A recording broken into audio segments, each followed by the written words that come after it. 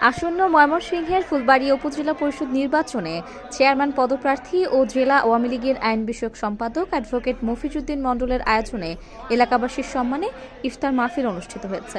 মঙ্গলবার বিকেলে উপজেলার বালিয়ান ইউনিয়নের ৭ নং ওয়ার্ডের নয়নবাড়ি পশ্চিম পাড়া মোড়ে এ উপলক্ষে সংক্ষিপ্ত আলোচনা ও দোয়া অনুষ্ঠিত হয়েছে।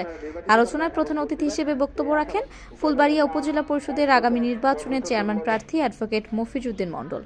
তিনি বলেন, আগামী নির্বাচনে উপজেলা পরিষদের চেয়ারম্যান নির্বাচিত হলে উপজেলার প্রত্যন্ত অঞ্চলের রাস্তাঘাটের উন্নয়ন এবং বিভিন্ন মসজিদ মাদ্রাসা সহ এলাকার সার্বিক উন্নয়নে কাজ করা হবে।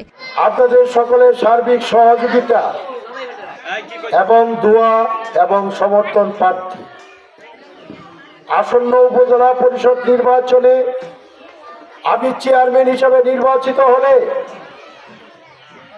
এই ফুলবাড়িয়ার আনাচে কানাচে এলাকায় উন্নয়নের হাত যেন প্রান্ত এলাকায় রাস্তাঘাট মসজিদ মাদ্রাসা যা কিছু আছে তা উন্নয়ন করার জন্য আপনাদের সঙ্গে কাজ করে যাব।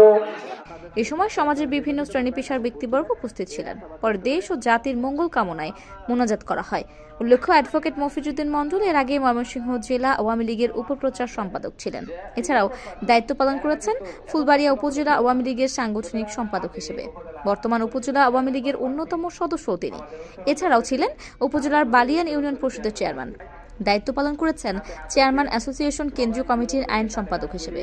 চেয়ারম্যান থাকা অবস্থায় জেলার শ্রেষ্ঠ চেয়ারম্যান নির্বাচিত হয়ে সরকারিভাবে প্রধানমন্ত্রীর সঙ্গে যুক্তরাজ্যের লন্ডন সফর করেছিলেন অ্যাডভোকেট মফিজউদ্দিন মণ্ডল।